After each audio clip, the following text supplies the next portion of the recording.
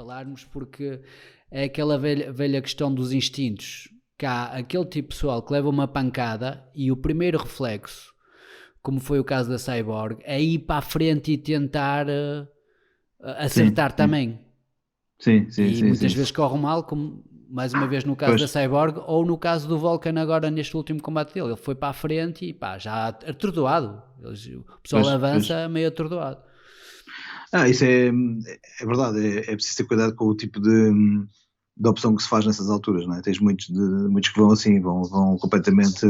Agora fui atingido, então agora tenho que reverter isso. Às vezes é preciso perceber que eles já não estão a pensar bem, porque se pensassem bem, obviamente iam pensar em. Pronto, tenho aqui mais 7 minutos, 10 minutos, não interessa quanto tempo é que existe ainda de combate, para tentar reverter isto. Não preciso ir agora à maluco, tenho que me recuperar. Só que o problema é que eles não estão capazes precisamente de pensar isso porque Exato, foram atingidos. exato, Então revertem uma lógica meio instintiva. Se calhar exato. um atleta mais agressivo naturalmente vai fazer mais isso. Um atleta mais defensivo ou mais ponderado vai fazer outras coisas, percebes? Quer dizer, por exemplo, um atleta com muito wrestling se calhar vai optar por tentar agarrar-se e trabalhar wrestling. Quer dizer, cada um vai reverter aquilo que lhe é mais instintivo e mais básico. Sim, Porque precisamente porque não está a pensar bem, não é? eu acho que o Nate, e é dos poucos que eu vejo fazer isso, porque ele faz isso de uma maneira muito clara. Assim que sofre um knockdown ou que se sente atordoado, deita-se. E já fez isso várias vezes, deita-se, chama o pessoal, anda para o chão, dá-lhe aquele tempo para recuperar e depois lá se levanta e ele está super confortável no chão, não é? Uhum. Eu acho super inteligente. Eu lembro-me quando foi o primeiro combate contra o McGregor, as pessoas criticarem muito isso da parte dele. Aliás, nem criticavam, diziam, ele foi 2 vezes abaixo. E eu acho que ele nem estava assim tão afetado. Eu acho que ele deitou-se mesmo de uma maneira defensiva. É bem possível, sim. Também é assim, o Nate tem uma experiência gigantesca, não é? Qualquer um deles tem uma experiência gigantesca, já passaram por tudo e mais alguma coisa. E depois, como tem duas ferramentas, tem a ferramenta do chão que funciona muito bem, é perfeitamente normal que possam fazer essa opção, mas aí já não estamos a falar de instintivo. Eu penso que aí tem Não, a ver aí mais não, aí com, não, aí não. tem a ver mais com a tua capacidade de fazer essa leitura na altura e optar por fazer esse papel defensivo. Porque o problema também que tens muitas vezes é que se simplesmente o atleta começar a encolher-se em relação ao que aconteceu e estiver a tentar ganhar espaço, aí é quando habitualmente o adversário vai para cima super galvanizado e torna-se complicado não seres mesmo finalizado, não é? Portanto, também por aí às vezes existe essa tendência de tentar mostrar que não me atingiste muito e eu estou Exato. capaz de, para não haver esse entregar do ouro ao bandido, digamos assim. Então, são opções. Sinceramente nem sei muito bem qual será a melhor, É porque eu melhor. acho que isto funciona um bocadinho na lógica de cada um, não é? Cada um vai tirar mais vantagens de uma coisa ou outra. Uma Sim, coisa que eu digo aos meus atletas, principalmente, é que para eles, quando finalmente conseguem atingir alguém a um ponto que percebem que o magoaram, não irem para cima à maluca. Esse sim, esse eu faço, porque não quero que eles sejam surpreendidos por alguém que precisamente consegue responder dessa maneira. E quando nós estamos muito empenhados em acabar a luta, às vezes paramos o processo defensivo e pronto, estamos sujeitos a ser parados no meio daquilo, é um bocado absurdo, não é? Então bato muito nessa tecla com os meus atletas para eles não se não terem precipitarem. exatamente, não se precipitarem no finalizar do combate. Eu pessoalmente acho que tem sido uma das grandes evoluções no Justin. Acho que eles nestes pelo menos 2, 3 últimos combates têm sido muito mais ponderado e fez isso de uma maneira fantástica contra o Tony Ferguson. Que o Tony Ferguson já estava massacrado. Ele podia ter-se precipitado e acho que teve ali a gerir perfeitamente o timing dele até ao final do Sim, combate. E acho que sim. evoluiu muito, porque ele não era assim. Ele entrava mesmo para matar. Sim, ele tá muito mais capaz de recuar, de dar passo atrás quando é preciso, de ir para os lados, de se movimentar.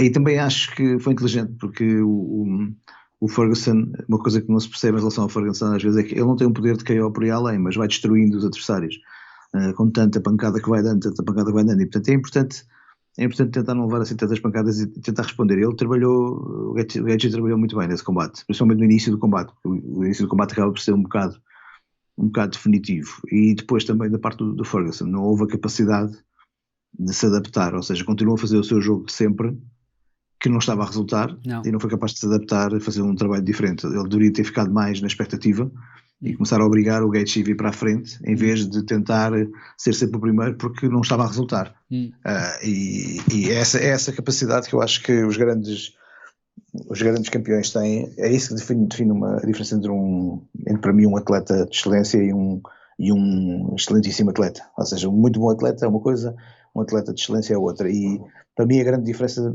prende-se com isso, com a capacidade de jogar de mais do que uma maneira, conforme vai acontecer no combate. Eu acho que quem faz isto muito bem, faz isso muito bem, é o John Jones. O John Jones, o Demetrius Johnson também faz isso muito bem, para mim melhor que ninguém. O John Jones é um bocadinho diferente, porque ele vai com planos de jogo para fazer uma coisa no primeiro round, uma coisa no segundo, uma coisa no terceiro. Mas eu tenho ideia que o Jackson também o treina de uma forma um bocadinho a Mourinho, ou seja, ok, vais fazer isto assim, mas este é o plano A, mas se houver esta alteração, então passas a fazer o B, e se houver o B, e se ele meter a mão aqui, então já faz o D. Eles pensam e estudam muitíssimo cada adversário, cada combate, e cada round, e cada coisa que vai ser feita em cada round. Eu lembro-me de um combate, já não sei com quem foi, acho que foi com o Reis, em que o John Jones só começa a fazer cotovelos no terceiro round. Aquilo é uma questão de opção, ou seja, não é porque ele se lembrou de fazer cotovelos, é porque aquilo claramente vinha no plano de jogo, eles queriam fazer assim. E passou o combate com o Cormier, o combate inteiro a lançar pontapés ao corpo, não usou um único pontapé à cabeça. Certo. E só no terceiro round, foi o terceiro round, não foi? Penso que foi no terceiro. Foi. Finalmente ele lança o pontapé à cabeça e consegue o KO, porque precisamente foi educando o Cormier a reagir àquele pontapé ao corpo. O Cormier já apareceu... É de gente muito estratega mesmo. Por acaso, eu não tinha pensado nisso assim, mas faz todo sentido. Eu pensei mesmo, eu continuo a achar que ele tem um grande fight IQ e achava mesmo que era uma adaptação dele. Não pensei nessa coisa do plano B ser para além do A. Sim. Mas de facto faz todo sentido. Até porque quando estava a dizer isso e estava a pensar no combate que ele teve o primeiro contra o Gustafsson, que até ele próprio disse que o subestimou um bocadinho e depois teve que se adaptar e que voltou no final do combate. Mas sim, mas é verdade que o Tony Ferguson não soube se adaptar, e isso remete-me para outra questão, que é uma coisa que me está na cabeça já há algum tempo. Não tem a ver especificamente com este combate, mas questiona isso também neste combate, que é até que ponto o UFC não incentiva diretamente ou indiretamente os lutadores mais para o striking. Sim, claramente que sim, aliás, isso é assumido mesmo. O Dana White é um homem que veio do boxe, né? Ele estava ligado ao boxe, foi treinador de boxe e depois teve uns problemas, teve que fugir para Las Vegas e foi aí que ele começou a mexer-se num mundo ligeiramente diferente do boxe, que foi o MMA, que apareceu um bocadinho no colo. E ele, como muita gente porque sabes que muita gente que aprecia o MMA não aprecia muito a parte do chão e aceita que isso exista, mas não é a parte que lhes interessa. Não sabe ler, não é? Pois, ou não tem o mesmo gosto, também é aceitável, não é? Eu diria que essas pessoas deviam ver mais desportos de strike do que o MMA, mas a verdade é que o MMA tem um tipo de strike que eu também gosto de ver muito e, portanto, compreendo que se virem muito para o MMA. Mas, em termos temos que perceber que em termos de espetáculo, para quem está a pagar um bilhete, para quem está a tentar vender o espetáculo, haver dois atletas que se metem no meio do octógono à padeirada e à pancada e por aí fora, ainda por cima se forem tecnicamente bons, como são estes, é mais interessante do que vê-los enrolados no chão a tentarem fazer submissões um ao outro para o comum fã de desportos de combate, não é? É preciso ter um bocadinho mais como tu disseste, um bocadinho mais de entendimento da coisa para achar piada a ter alguém a tentar fazer uma kimura a alguém durante 2 minutos e a não conseguir, e o outro a sair e a entrar, portanto isso acaba por não ser o mais atraente. Portanto eu acho que assumidamente, para o bom e para o mal, uma coisa que eu tenho que dizer sobre o UFC, para o bom e para o mal, o UFC assume plenamente o seu cariz de empresa com objetivos lucrativos e sem nenhum foco por aí além na questão do desporto ou não do desporto, ou como é que o desporto deve ser, basta ver os rankings, basta ver os atropelos dos rankings em que de repente alguém vai lutar com alguém e já não faz sentido nenhum. E portanto isso é assumido. E eu acho que sim, acho que eles têm mais que assumir isso e fazer isso dessa maneira. Sim. Eles vão mais à procura do gosto que eles acham que a maior parte das pessoas tem, querem, exato, do que propriamente daquilo que será o mais justo ou desportivamente mais correto ou por aí fora, porque não é por aí, eles não se assumem como uma liga desportiva per si, de uma lógica federativa em que tem que haver isenção, e quando digo isenção não é, isenção tem que haver, não é? Arbitragem, essas coisas, não é?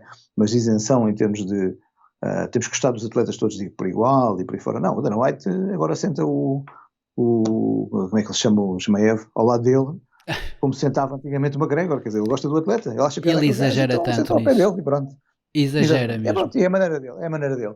E portanto ele sim alimenta muito a questão dos strikers, e mesmo quando vão fazer a pesquisa de atletas e a tentativa de entrar em novos atletas, esse é um fator de certeza. O fator das finalizações, o fator de quantidade de strike por combate, eles olham para isso, não vão querer muitas vezes atletas que são muito, muito, muito eficazes. Tanto é que até hoje o Khabib é alguém que claramente o Dana White não aprecia como lutador, e o E Dana White demorou estava a falar imenso. mal do Dimitri Johnson, por exemplo, Sim, aí não faz muito sentido porque ele é muito completo, mas pronto, há ali atletas e formas que eles gostam mais sim.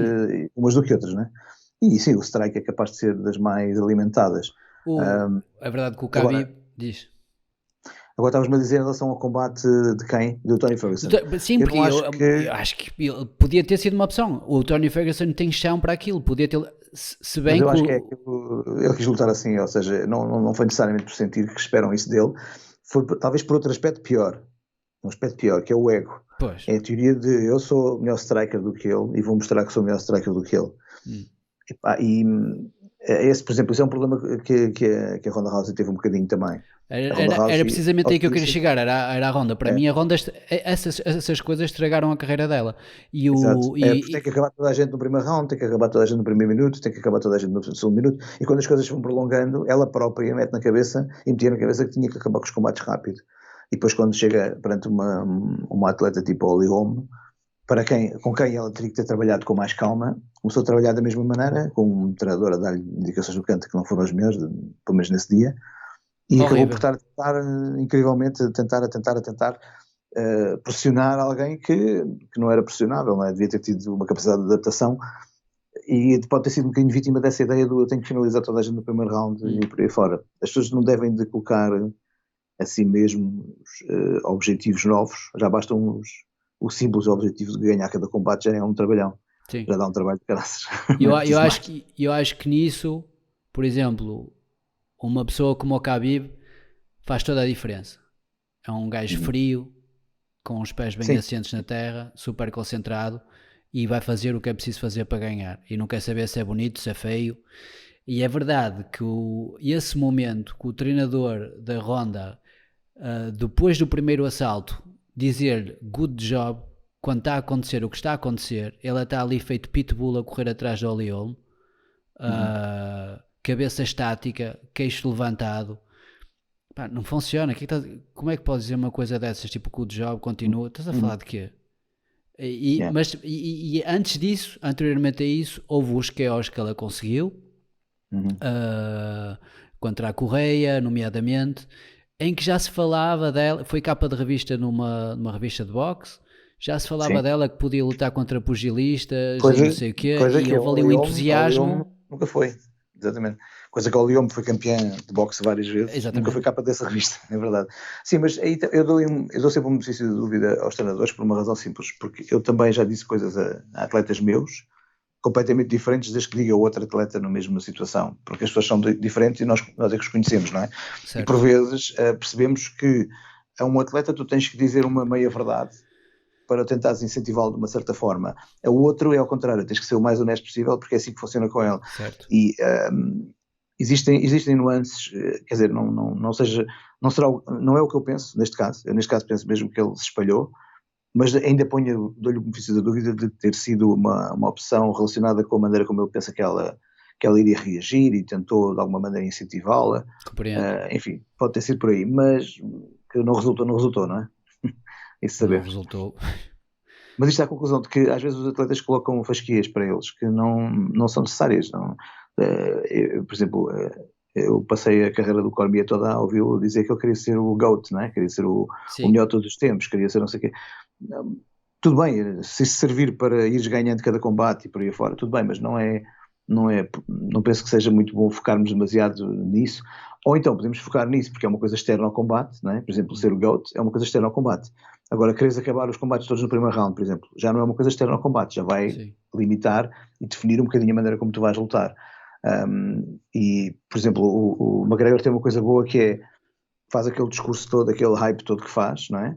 Diz não sei quantas vezes que o Khabib não vale nada, mas depois quando as coisas começam a correr mal no combate, ele não vai abaixo psicologicamente, ou seja, certo. ele não fica a pensar, eu depois vou ter que defender aquilo tudo que disse, ele está-se a lixar para isso, está-se a lixar para nós nesse aspecto, felizmente, porque ao menos não se deixa apanhar por isso e acabou por até fazer um bom trabalho nesse combate mais à frente.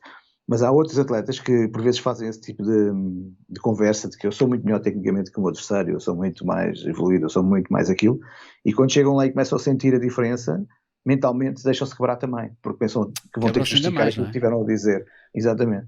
E depois também tens um fenómeno que também é interessante, que é os atletas que são invictos, e ganham muito porque são invictos, e são invictos porque acreditam muito em si, e depois de repente um dia que perdem, vai tudo das abaixo. das duas uma, ou tudo bem, isso até os vai fazer melhores, porque vão perceber o que é que têm que melhorar e trabalhar mais, ou então vai ter o efeito contrário, que é acabar com uma confiança que eles tinham, que tinha diretamente a ver com os resultados. Exatamente, e não a ver com eles, tinha a ver com os resultados que eles conseguiam. Sim, aliás, estávamos a falar há pouco do Tony Ferguson, dizem que é o caso do Tony Ferguson, acho que até foi o próprio Khabib que disse que ele levou demasiado pancadas nesse combate e que depois de combate assim que vai ser muito difícil recuperar. Pessoalmente eu tenho uma opinião muito especial em relação ao Tony Ferguson, porque acho que ele é alto maluco. Se fosse uma pessoa normal, que pensa de uma maneira normal, se calhar até o ia afetar, mas ele não pensa de uma maneira normal, o que é espetacular nele. Por isso, não sei até que ponto vai afetá-lo. Mas agora, estavas a falar disso, eu estava a lembrar, quando falaste no McGregor e daquilo que ele diz antes do combate e daquilo que ele é durante o combate, eu senti exatamente o oposto no Woodley ultimamente, em que tenta isto, tenta aquilo, antes dos combates, não, eu ouvi agora as pessoas todas, eu tenho que avançar, eu tenho que tomar iniciativas durante o combate, é o que eu vou fazer, e estes combates passam o tempo todo a recuar e é impressionante, não sei.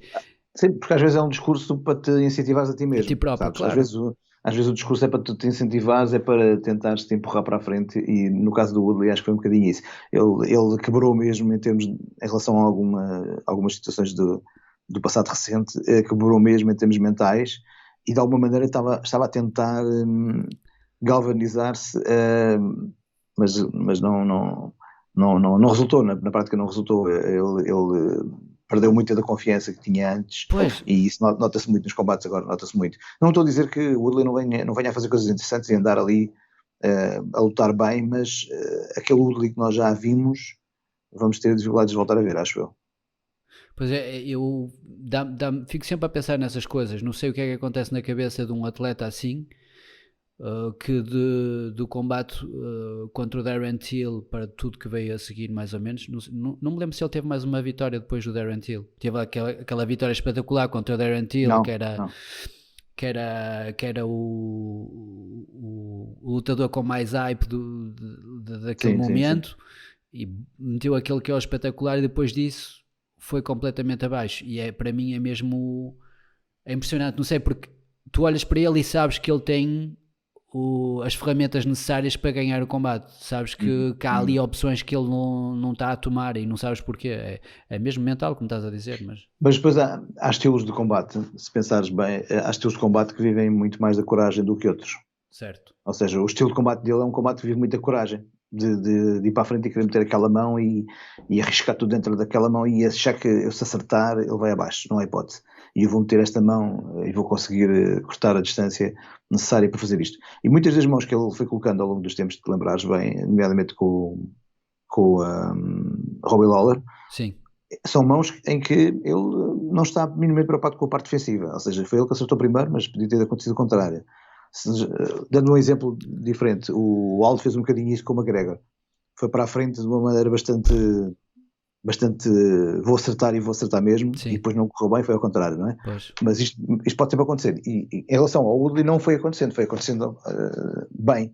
A partir do momento que as coisas começaram a deixar de funcionar bem, ele não tem aquela, eu penso que ele não tem aquela confiança que faz com que se possa lutar dessa maneira corajosa, digamos assim. Existe, por exemplo, um GSP que sabe lutar de muitas maneiras diferentes. Exato. Um Damian Maia não luta em cima dessa coragem, é outra forma de lutar, é uma forma mais estudada de lutar, em que vai trazendo o adversário até ao ponto, vai fazendo o strike suficientemente.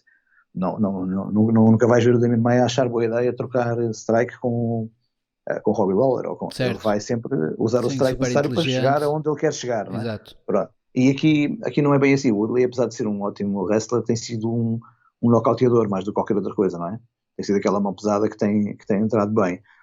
Perdendo confiança nisso, que parece-me que ele perdeu um bocadinho, é mais difícil, não é? Mais difícil, ele tem que rever tudo o que estava a fazer, se calhar ver toda uma outra forma de jogar que se encaixe no grande atleta que ele é, mas sem aquele peso excessivo na confiança que o estilo dele tinha antes. Nesse sentido, fiquei super impressionado com o Ortega este último fim de semana, em que não houve uma reviravolta, mas houve uma evolução enorme. Pode-se falar, ou seja, se de alguma forma o Woodley fizesse esse tipo de trabalho em que remetes em questão o teu estilo, sabe-se perfeitamente que a força do Ortega é o jiu-jitsu, e ele fez um combate contra o Korean Zombie super inteligente a nível de striking. Sim, ele tem um strike muito, muito interessante, sempre teve um strike muito interessante, mas agora o que ele fez foi aprimorar muitíssimo o strike que tinha. Ele diz que também alterou muitas coisas, mudou uma série de pessoas que tinha à volta e por aí fora, mas o que eu acho que ele fez, e muito bem, foi deu-se a ele mesmo muito tempo. Certo. Isso é importante, porque quando tu queres realmente melhorar alguma coisa para este nível, não são 2 ou 3 meses que te fazem melhorar, seja o que for, não é? Não. Ele teve 2 anos fora, mas os 2 anos e tal que ele teve fora, foi 2 anos e sim, foi quase 2 anos, ou foi mesmo 2 anos e qualquer coisa. Ele esteve 6 a 8 meses a curar-se, basicamente. Fez operações à cara, fez uma série de coisas relacionadas com o combate com o Max Holloway. Portanto, na prática, 6 ou 8 meses foram para o lixo, não é? Não pôde treinar nessa altura, ou não treinou como deve ser. Portanto, acaba por apanhar os outros 14 meses, uma coisa assim parecida, anda 16 meses, talvez. Então, se queres realmente mudar alguma coisa no teu jogo, se achas que alguma coisa está mal, não é? Porque ele também achou isso, que o strike dele não era o suficiente. Se realmente queres melhorar uma coisa com alguma profundidade, tens que gastar um ano e meio, 2 anos, mesmo sendo um atleta de topo como ele é, para que uma coisa entre o suficiente para que depois num combate consiga ser aplicada a este nível, tem que haver um tempo de maturação, e ele por visto fez esse tempo de maturação, e fez bem, ainda por cima, eu gostei muito do trabalho. Repara, não vi nada de diferente no strike dele, em termos, no estilo, é o mesmo estilo que ele fazia antes, a única diferença é que os low kicks estão muito melhores, o footwork está muito melhor, o jab está muito melhor, o cross está muito melhor, ou seja, está tudo muito melhor, está tudo muito melhor do que era. E depois também temos que ver também sempre este aspecto, que é o Korean Zombie não é o Max Holloway, não é? São tipos de combate diferentes, portanto o estilo que ele utilizou aqui funciona melhor com o Korean Zombie, o entrar e sair e fazer aquele trabalho do que trabalhará ou do que funcionará com o Max Holloway, mas ainda assim, depois do que vi, acho que ele faria um combate diferente com o Max Holloway. Não sei se o vencia, mas fazia um combate diferente, seguramente. Também acho. Agora não sei se... Eu, por exemplo, vejo o Ortega a ganhar o título ao nosso amigo que está, ao campeão, que agora não me recordo o nome. Daquele nome esquisito. É Ian, não é? Não, o australiano. Não é Volkanovski, Eu dizia Blachowicz, mas tem nada a ver. É isso, não é Blachowicz, é Blachowicz foi quem agora o Light Heavyweight. Tu sabes, o pessoal é Volkanovski, Volkanovski, acho. Volkanovski, não é? Que ganhou ao Max Holloway, pronto. Eu vejo o Max Holloway. O Max Holloway 2 vezes e também ganhou o Aldo, no Brasil. Que eu acho que até o Aldo desistiu completamente desse combate. E depois de ganhar o Aldo, combateu contra o Max Holloway 2 vezes. Sim, eu vejo o Ortega, por exemplo, a tirar o título ao Volkanovski. Mas não sei se depois, com o Max Holloway, o resultado será diferente. Porque muitas vezes estas coisas das lutas casam-se os estilos e as coisas têm tendência para funcionar sempre ao mesmo lado quando são os mesmos dois atletas, percebes? Isso também acho impressionante, que não dá para fazer cálculos. Nunca podes dizer, se ele ganhou contra aquele, vai ganhar contra aquele.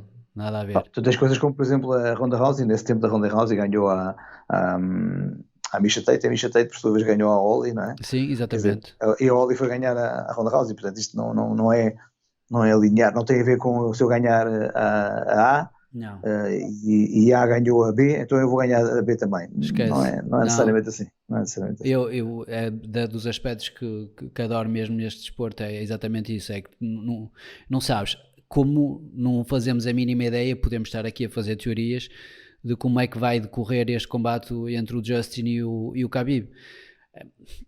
Assim, claro que estatisticamente as coisas no papel vão para o lado do Khabib, mas mais uma vez não sabe, podemos falar, mas há sempre ali incertezas que só mesmo no dia que vamos poder ver, aquela coisa toda de dizerem-se que não, mas o Justin é um wrestler e ele, mas o wrestler é diferente, o wrestling num octagon é diferente, quando estás ali contra a cage não é a mesma coisa que estás ali num combate wrestling tradicional, por É assim, isso eu por acaso costumo quando falamos sobre os atletas e os fortes deles, eu lembro-me sempre de um exemplo que acho interessante, que é o Chris Liban, era um atleta do UFC há uns anos atrás. sim, Ele foi treinado pelo meu treinador, pelo meu instrutor, o Bertrand Richardson.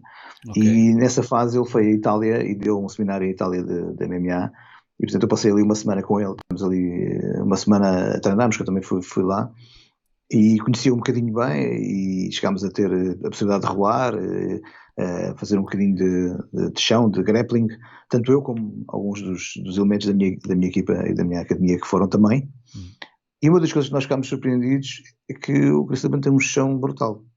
O grappling dele é brutal. E, no entanto, tu não tens essa noção dos combates dele. Tens a noção que é um fulano que tenta arrancar a certo, cabeça do pessoal e de volta fazem-lhe o mesmo a ele. Ele depois contou-nos que fazia grappling desde os 4 anos de idade. Ou seja, ele sempre foi mais um grappler do que um striker, só que depois a maneira como ele gosta de lutar e a maneira como ele gosta de fazer as coisas, porque é maluco da cabeça completamente, a maneira como ele gosta de fazer é tentar arrancar a cabeça ao pessoal, é assim que ele gosta de lutar. Mas a verdade é que se lhe dás a oportunidade de mostrar o chão dele, ele tem chão.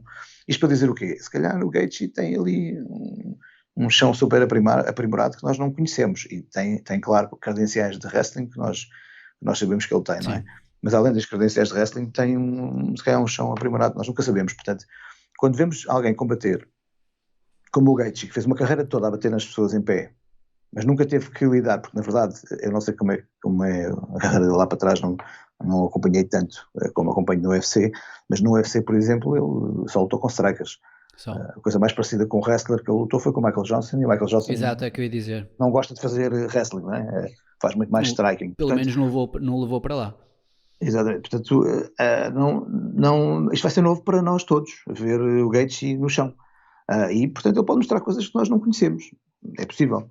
O Dustin Poirier também mostrou uma guilhotina que estava ali quase Estava, a dar algum trabalho ali ao Khabib. ao Portanto, nós Khabib, nunca sabemos. certo. Agora, se me perguntares o que é que eu acho em termos de estilos, eu acho que o estilo do Gaethje, a forma de lutar do Gaethje, por mais que ele faça os low kicks aos gêmeos que ele vai fazer e por aí fora, isso tudo, se ele tentar lutar como costuma lutar, ou seja, lutar no strike e tentar manter o Khabib longe, que é o que toda a gente faz e por aí fora, ele tem menos capacidades, estilisticamente, tem menos capacidades de lidar com o Khabib do que tem, por exemplo, o McGregor. Ou seja, o McGregor tinha muito mais a possibilidade, porque é um sniper. Portanto, tem aquele strike de sniper de KO, uma pancada um KO, não é? Um pontapé um KO, uma mão um KO. Sim, O Gaethje não tem muito isso. O Gaethje tem um trabalho mais de... Acaba por também ter os KOs, como é óbvio, porque ele também sim, lança teve 40 contra o James pancadas Vick, foi e, logo à e primeira. acaba...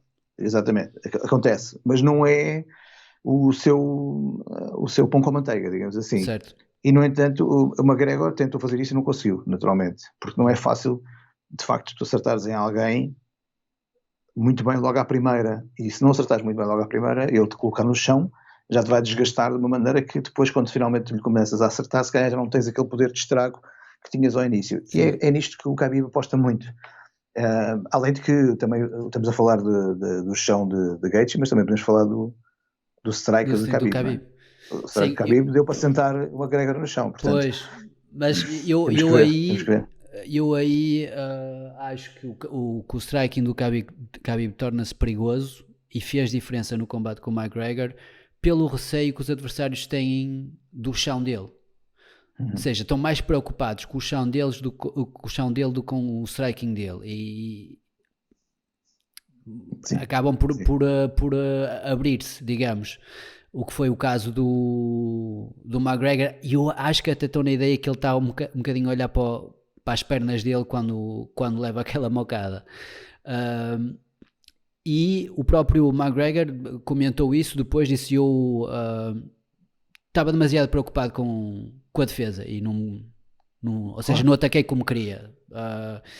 E nesse sentido, eu acredito mesmo que o Justin Gaethje seja diferente, até nem que seja só por causa de um dos comentários que ele fez ultimamente, que é o facto de ele não estar muito preocupado em vencer o combate. Sim, eu acho que ele mentalmente, eu gosto de dizer, eu acho que estilisticamente ele é dos combates mais fáceis para o Khabib, se compararmos com os últimos dois que teve, sim. com os últimos dois combates que teve. Portanto, tanto o Poirier como o McGregor, para mim, são estilisticamente muito mais perigosos para mais o Khabib. Mais que o Tony Ferguson. Porque toda a gente dizia o Tony Ferguson é que é o gajo perigoso para o Khabib, até o último combate em que o Cormier disse um chão perigoso. Pois, exato. Perigoso, é? As pessoas diziam isso, é que ele ataca no chão. Sim. Ele não fica a defender, ele ataca, está no chão e vai metendo os cotovelos e não sei o quê, não é?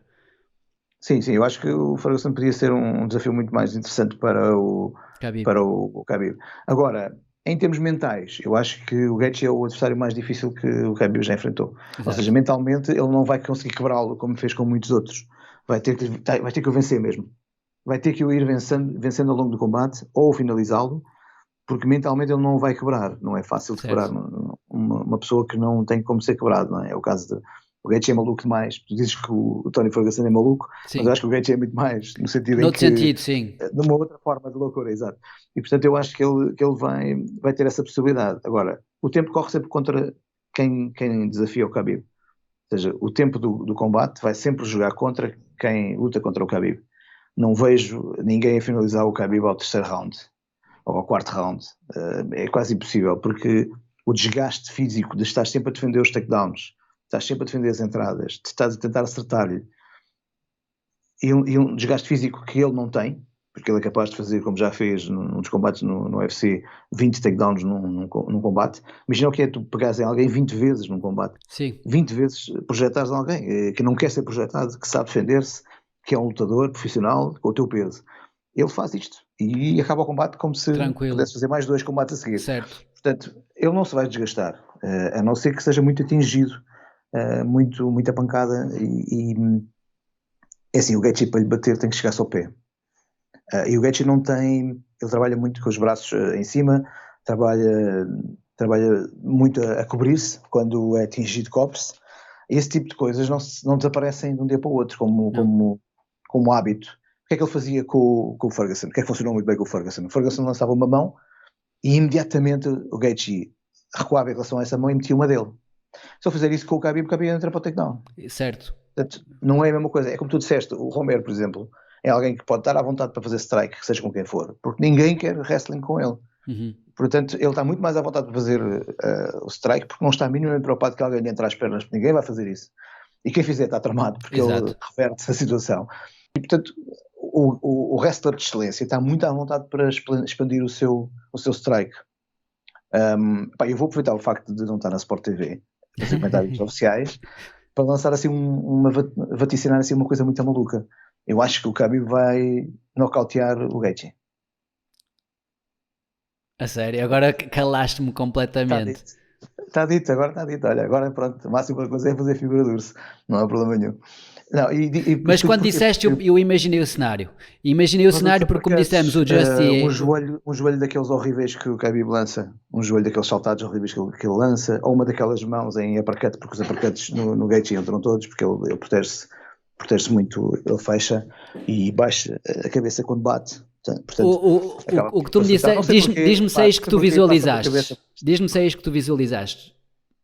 Depois daquele desgaste inicial dos 2, 3 primeiros assaltos, em que ele vai ao chão, vai ter que se defender, vai haver momentos de coça ali confusa, em que há um desgaste no Justin e não no Khabib, em que vai estar mais lúcido. E aí pode acontecer o que aconteceu com o... esqueci-me o que está agora no One. O Eddie... O Álvares, Ali Álvares. O Eddie Sim, Alvarez, em que levou, sim, levou precisamente uma joelhada, o Justin, em que está ali a insistir, não quer desistir sim, e sim, sim, uma coisa BUM! desse género. Sim, não me choca nada que isso aconteça, não me choca mesmo nada. Consigo imaginar. As pessoas têm a noção que o Khabib não tem strike, mas ele tem strike, sim. Obviamente tem aquele strike que parece muito atabalhoado e, portanto, nós nos prendemos só à forma, não é? A forma dele é terrível, não é? É horrível.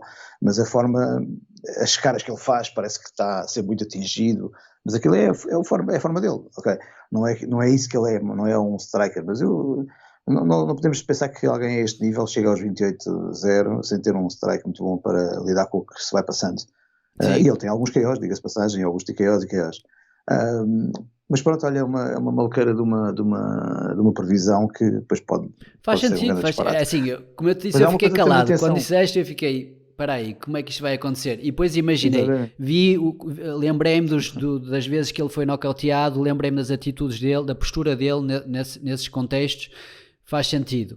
Ora, o que eu acho em relação a isto tudo, para já estávamos a falar há pouco do McGregor, o que eu acho que o McGregor queria fazer e que não conseguiu era aproveitar um momento de cansaço do Khabib no terceiro, quarto round, que foi um momento em que ele foi abaixo um bocadinho contra o Ali à quinta, Uhum.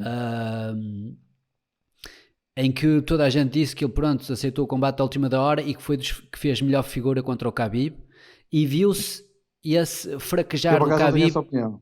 Eu por acaso não tenho essa opinião. Tenho a opinião de que ele no terceiro round decidiu trocar. testar um bocadinho do seu strike para ver como é que era. Pronto. E as coisas correram bem porque o Iaquinta é bom, não é? É muito bom, principalmente em termos de strike, eu acho que ele é muito evoluído. E, e como já estava desgastado o suficiente para que aquela mão nunca tivesse aquele poder de KO que assustava o Khabib, não é? O Khabib apeteceu-lhe passar um round a trocar. Não, ele não parece, eu acho que foi completamente consentido aquilo, não foi por ele estar atrapalhado com alguma coisa. Eu não, acho que nunca vi o Khabib atrapalhado em Eu não termos sentia atrapalhado contra o Ali à de quinta, mas o que é cardio certo ou é em que ele termos de. fez um bom trabalho, foi um combate em cima Sim, da hora, foi até o final, o Khabib ganhou por decisão e teve ali alguns momentos em que teve bem nas defesas de takedown, sim, teve bem, sim, sim. pronto, lá, aguentou. E eu acho que muita gente ficou assim, tipo, há ali, ele vai se cansar, ele faz isto mas cansa-se. Há ali um momento em que eu vou poder responder. E eu acho que foi o que o McGregor tentou. E eu acho que Ui, epá, ia desmaiando aqui o telemóvel.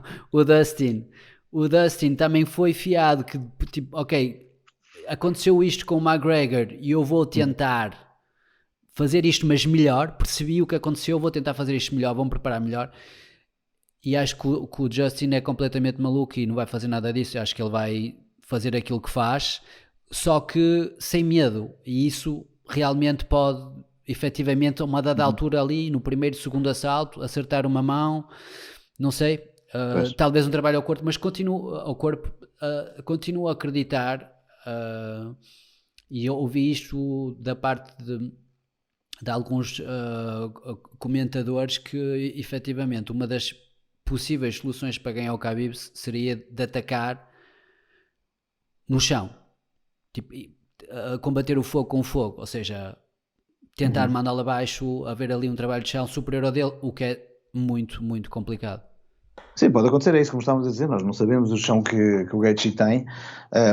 Mas E custa-me a crer que o agora, Gaethje tente mandar o Khabib ao chão. Também pois é ficava... isso que eu ia dizer, porque tu tens uma carreira a ganhar combates de outra forma, também tentares ir nesse sentido acaba por ser quase um bocado contra a natura, não é? Ele vai tentar ganhar onde costuma ganhar, em pé. Mas depois há outra questão aqui interessante que é o treinador o Mendes, o treinador do Khabib, Sim, comentou, eu achei piada, ele estava a comentar que achava e esperava que o Gaethje não entrasse à maluca, porque se entrasse à maluca ia tornar o combate no combate mais fácil do Khabib de sempre, não é? Porque o Khabib ia conseguir facilmente colocá-lo no chão à conta disso e ia pois. tornar o combate muito mais complicado. E por outro lado estava a dizer que a única hipótese que ele tinha era de realmente ir tentando ganhar mais à frente, ir tentando levar o combate. E a única maneira que eu vejo que o Gaethje pode criar alguns problemas ao Khabib é com os low kicks. Se conseguir, de facto, low kicks, principalmente ele faz uns low kicks muito rápidos, muito precisos, muito difíceis de perceber, Hum. Ele até faz no clinch, ele até no clinch costuma fazer low kicks. Certo. Aqueles low kicks mesmo à parte de baixo, à Sim, zona do gêmeo, não é? E nós sabemos hoje em dia que 3, 4 low kicks desses podem mesmo mexer com a mobilidade de alguém. certo. Portanto, se ele tiver a possibilidade de, no primeiro round, acertar 3, 4 low kicks desses e conseguir, por sorte, e não por sorte, não há sorte no MMA nem azar, mas por efeito, conseguir de facto estragar a mobilidade do Khabib e, portanto, com isso tornar complicado, porque sem mobilidade é muito difícil conseguir fazer takedowns e o Khabib pode acabar a ter que lutar em pé porque não consegue fazê-lo de outra maneira, pode ter mais dificuldade em fazer as entradas e se o Gaethje souber sair e continuar a fazer os low kicks e estar sempre na distância, sempre na distância, sempre na distância, nós sabemos que tentar estar sempre na distância com o Khabib resulta tão bem como resultou com o Edson de Barbosa, né? Que andou a fugir do Khabib, quase a cage toda, ele mesmo assim foi apanhá-lo, não é? Mas se a mobilidade do Khabib estiver comprometida, aí já é diferente, já é mais fácil estares de longe a picar, a sair, a picar e sair e conseguires suplantá-lo no strike, não é? Porque não o deixas, ou tiraste a mobilidade ao início. Portanto, se não sendo essa hipótese, não sendo dessa forma, a outra única forma é uma mão entrar e um KO. Isso existe sempre, em qualquer combate. Claro. Pode ir agora Sim, combater sim. alguém que, enfim, que é um fulano acabado de entrar no UFC, combater com o Khabib e o unlucky punch existe sempre, não é? O lucky Certo. punch existe sempre. A possibilidade de uma mão entrar existe sempre. Mas lá está. Eu via muito mais isso a acontecer com alguém tão sniper como é McGregor. Conseguia meter McGregor, aquela até mesmo mão em toda a Barbosa, gente, falaste de aquele pé Barbosa. em toda a gente. Pronto, é complicado. Porque depois tu queres usar as pernas, mas usas as pernas como? O low kick também é complicado, porque o low kick abaixo, à zona do gêmeo, é mais difícil de apanhar para um takedown. Pois era isso Para que eu uma ia te pessoa perguntar, normal, se não achavas que os low kicks do para Justin uma pessoa podiam normal, facilitar os takedowns do Khabib, não? pode facilitar, porque se fosse uma pessoa normal eu ia te dizer que não. O low kick à parte de baixo ia ser difícil de apanhar como forma de entrar, mas tu lembra-te da entrada, a primeira entrada que o Khabib faz ao McGregor, é Vai uma mesmo. entrada para aí a 2 metros e vai ao Ao calcanhar. calcanhar, exatamente. Portanto, pode acontecer. Ou seja, estamos a falar do Khabib, portanto, se lançares uma perna no chão, provavelmente perdes base e ele entra. Mas eu não vejo outra maneira. É uma ferramenta que o Gaethje também usa muito bem mesmo, mais do que a maior parte das pessoas, de uma forma muito rápida, com muito estrago envolvido. Portanto, a única hipótese que eu vejo aqui do Gaethje é criar ali um estrago ao início em Khabib, de alguma maneira, com mãos ou com pés, e isso dá uma forma a limitar o que o Khabib consegue fazer. Se chegarem ao final do primeiro round, nem que o Gaethje tenha ganho o round, se chegarem ao final do primeiro round, segundo round, e tiverem os dois em condições saudáveis, eu acho que o Khabib vai sempre acabar por um bocadinho à Colby nesse aspecto, mas vai sempre acabar por fazer mais e Claro, acabar por ganhar o pontuar combate e mais. fazer mais. Exatamente. Claro, vai Eu acabar por acho, eu acho pontuar que sim. mais. Também Eu acho. acho que sim. Agora, no meio disso tudo, também existe o facto do Khabib ter perdido o pai. Não sabemos como é que isso vai afetar ou não. Ele Pois. não parece estar muito afetado, é super frio em relação a isso. E por outro lado, eu acho que o treinador do Justin é mesmo muito bom. E estou mesmo curioso de ver o que é que ele vai propor. Assim, ele não pode propor uma coisa vinda do espaço. Ele propõe aquilo que consegue as aptidões do atleta dele, não é? Ele não pode inventar um A novo questão do Gabi em atleta. relação, a questão do Gabi em relação ao pai é muito interessante porque de facto numa primeira análise nós podíamos pensar um bocadinho como latinos que somos, não é?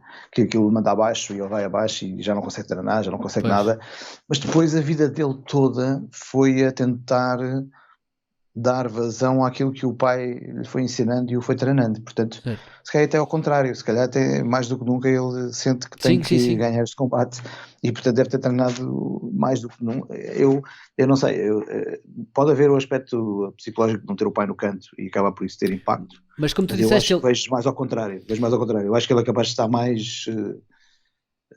mais empenhado do que nunca. é capaz. É. Ele pelo aquilo que mostrou até agora, parece estar super concentrado e isso tudo. E como tu disseste há pouco, os primeiros combates todos dele no UFC foram sem o pai. O pai não está no canto dele, como não teve tipo 99% dos combates dele no UFC, só teve no último. E não sei, acho que há ali um legado que ele também quer continuar a carregar e até em relação aos outros atletas todos, não é só em relação a ele. O pai fazia aquilo que fez por ele, mas também pelos outros atletas todos. Sim, porque ele já está a passar lá. um bocadinho, ele já está a passar um bocadinho o facho aos outros, não é? Ele já está um bocadinho a passar a tocha aos próximos. Ele está sempre a falar dos que o vão substituir, da equipa dele, da família dele, porque ele é todo família. Sim, há ali um espírito muito coeso ali. É interessante perceber. Olha, uma coisa engraçada que eu queria comentar contigo.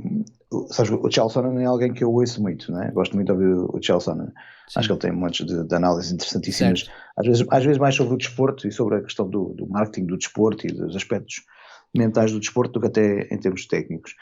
Mas aqui há tempos viu dizer uma coisa sobre o Khabib que não podia estar mais em desacordo. Ele dizia que o Khabib conseguia a maior parte dos seus takedowns porque encostava os adversários à cage e a partir daí é que fazia os takedowns. Eu achei piada essa declaração dele. Na altura até pensei, olha, isto é um bocado verdade, ele realmente faz muitos takedowns junto à cage, mas depois comecei a pensar melhor e a analisar e não faz muito sentido. Porque a verdade é que há dois aspectos aqui interessantes, que é, isso acontece porque a maior parte das pessoas recua perante o Khabib e tenta manter a distância e portanto acaba na cage, não é? Cage. Mas ele tem vários takedowns, nomeadamente esse primeiro takedown com o McGregor, que é no meio da cage. E tem montanhas de takedowns no meio da cage ao longo do tempo que teve no UFC. Mas o que é mais interessante em relação a isto é que ele tem todo um percurso em desportos onde não há cage. No sambo, no grappling e depois, mais à frente, no MMA, ele lutou quase sempre em ringue. Sabes que a primeira vez que o Khabib lutou em cage foi no primeiro combate no UFC. Não sabia. Lutado em cage, antes era tudo em ringue então. Foi tudo em ringue antes. E portanto ele luta pela primeira vez em cage no UFC. Ou seja, não faz sentido. Às vezes há coisas que nós tiramos conclusão por vermos uma coisa acontecer e tiramos a conclusão de que é porque ele prefere fazer assim. Não, ele faz o takedown porque tu vais recuando até à cage e ele faz-te na cage. Sim. Mas não é, ele procura isso. Não é ele que procura necessariamente isso. Ele vai-te fazer o takedown em qualquer lado. Então achei curioso porque às vezes mesmo alguém como o Chael Sonnen faz uma análise. Epá, mas eu concordo contigo. Eu assim de memória, eu lembro de imensas tentativas de takedown no meio da cage.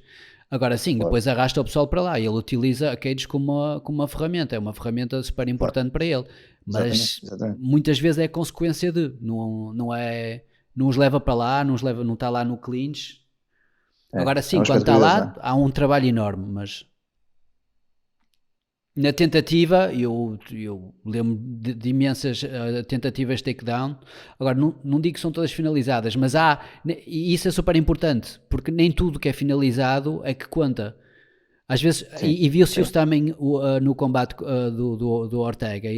Só o facto de ele estar a ameaçar takedown, já havia ali um perturbar do adversário que depois resulta, não é? Ou seja, por mais que ele não consiga os takedowns todos dele no meio da cage, só o facto de estar ali a tentar, pois sim. Sim, o Khabib tenta fazer o takedown e uma coisa é certa, tu vais ficar mais cansado no fim do que ele. Ele falhou o takedown, ele fez um esforço para conseguir o takedown, mas o esforço que tu fizeste para não ser mandado abaixo vai-te estourar e aí ele não estoura nada.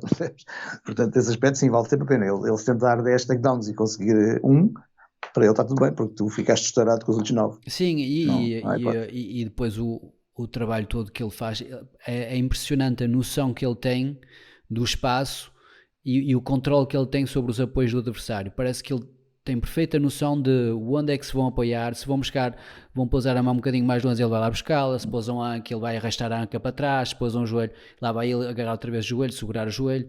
É incrível, parece estar ali com uma marionete. E também havia outros combates que eu queria falar contigo, que foi assim super mainstream, o do Adesanya contra o Costa. E eu fiquei... não posso dizer que fiquei desiludido. Em relação a isso, o Dana White tem razão. Que as pessoas perguntaram-lhe, ele disse que possivelmente ia ser o combate do ano, e as pessoas depois ficou desiludido, não sei o que. Ele não fiquei, porque eu tive ali um gajo que provou ser de facto superior ao outro. Ou seja, sim, achei que ia ser o combate do ano, mas vi um gajo incrível a controlar outro gajo incrível, o que é espetacular também. Mas eu não sei, confesso que fiquei baralhado. Não sei o que é que aconteceu com o Costa, se ele constatou que o Adesanya era de facto de longe superior em striking e ficou ali, não sei o que é que ele tentou fazer, não sei como é que tu leste isso. Eu li aquilo de duas maneiras, li de uma maneira e depois tive uma conversa que me fez também ler de outra. Eu, pessoalmente, a ver o combate, o que me pareceu foi que o Costinha, e que eu já achava antes também, o Costinha tem um strike bom, um QB, e tentou lutar com a Adesanya de igual para igual nesse aspecto. Não tentou muito cortar a distância, não tentou muito levar para o chão, não tentou usar o jiu-jitsu, não tentou muito isso. Esta é uma primeira visão imediata, assim, crua. Pareceu-me que ele não procurou suficientemente isso. Depois, curiosamente, tive uma conversa com um atleta meu, que é o Zé Machado, que é o nosso atleta vice-campeão europeu da MMA da IMAF, e estava a conversar com ele, ele contou-me uma análise de alguém, já não me recordo quem foi, que falava sobre um outro aspecto que eu não reparei tanto no combate. Eu ainda não vi o combate depois desta conversa, mas ponho a hipótese de ser bem observado, que é o Adesanya fez muitas fintas, simulava muitas vezes que ia entrar, e com essas simulações interrompia muito a ação do Costinha. Portanto, o Costinha não sentia a vontade para avançar, para fazer as coisas que queria fazer, e com isso ele foi enfim, criando ali um cenário em que depois ele ia conseguindo fazer a sua parte e destruindo aquela perna. Sim. E fazendo o estrago necessário. Eu não reparei nisso, por acaso. É Pois super eu interessante. não fui ver, O que não eu... fui ver, mas vou ver e acho que é capaz de também ter muito a ver com isso. Essas fintas constantes faziam com que, de alguma maneira, o Paulo Costa não... Portanto, a nossa dúvida vai ser sempre esta, e se calhar olhando para o combate novamente ficamos sem ela, não é? Mas a dúvida é sempre, foi porque o Paulo Costa não quis fazer ou foi porque não encontrou espaço para fazer? Não teve espaço. Eu acho que é capaz de ter sido um bocadinho mais o contrário, ou seja, o Adesanya não no strike que fez, mas no strike que simulou e nas movimentações que fez, conseguiu nunca deixar o Paulo Costa à vontade para avançar, enquanto que ele estava à vontade para ir fazendo o seu strike e percebendo também as reações que o adversário iria ter a cada strike. Uma das coisas que eu não gosto de ver é um atleta a fazer simulações por fazer. A fingir que vai dar um low kick e depois não. Muitas vezes eu cheguei a ter um atleta a treinar comigo que fazia isso, que simulava as coisas. Não era meu atleta, mas passou pela minha academia uns tempos. E ele simulava coisas, mas não fazia. E eu percebia, pronto, estás a simular para perceberes a reação, mas depois ele não aproveitava o que entendia da reação do adversário. Ou seja, no fundo ele estava a fazer a simulação quase como um tique e não como uma forma de perceber o que é que o outro faz. Alguém como o Adesanya, sem combates de strike, faz exatamente o oposto, não é? Ele faz-te uma finta para perceber qual é a tua reação e depois daí perceber o que é que vai fazer a seguir. Está a estudar, e eu acho que foi isso um bocadinho que aconteceu ali. A juntar a isso, também me parece que houve ali, o que é que eu diria mais? Eu acho que da parte do Costa havia muita necessidade de estar a mostrar que não tinha acontecido nada, que não temia, que não aconteceu nada. Esta pancada não serviu, esta pancada não foi nada especial e por aí fora. E estava apostado em tentar o KO com uma pancada. Houve aqui um bocadinho aquela falha de, se calhar, se és melhor no jiu-jitsu, se és melhor no chão, se és melhor no grappling, tens que ir, nem que vás a correr atrás dele, mas tens que tentar colocá-lo no chão. Mas isto é muito fácil de dizer porque o combate foi assim.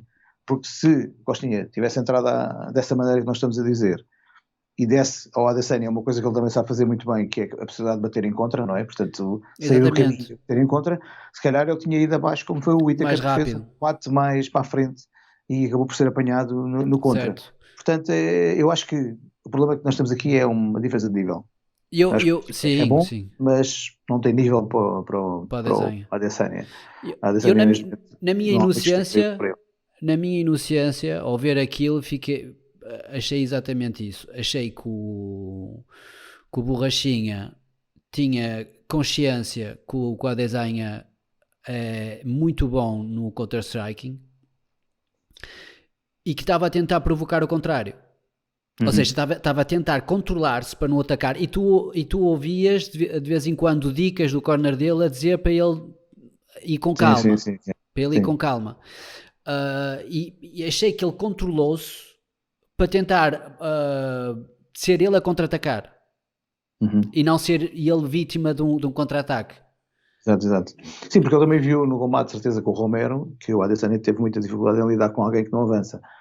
Não sabia às vezes o que havia de fazer e fez muito pouco e portanto, se calhar eu estava à espera de ter uma oportunidade semelhante àquelas que o Romero teve, não é? E tentar com isso vencer. Exatamente, é verdade que o Romero teve ali uma oportunidade que acertou em cheio. Claro, logo também é uma forma de respeitar o strike do Adesanya, não é? Ou seja, eu estou a dizer que ele não respeitou suficientemente o strike do Adesanya porque tentou trocar simplesmente com ele e não foi para outras águas. Mas a verdade é que nós sabemos bem que teres um grande jiu-jitsu não é necessariamente teres uma grande capacidade de entrar para o takedown, são duas coisas diferentes.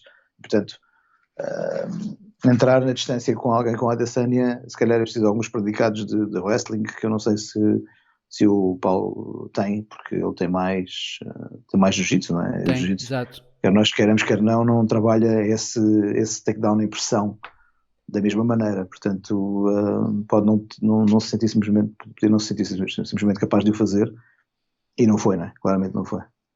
Mas foi um combate interessante, ainda assim. Foi, e agora eu fico assim, tipo, um bocado, quem é que vão meter contra o Adesanya? Assim, ele promoveu logo o combate contra o Cannonier, que vai combater contra o Whittaker. Eu, sinceramente, acho que o Whittaker vai ganhar.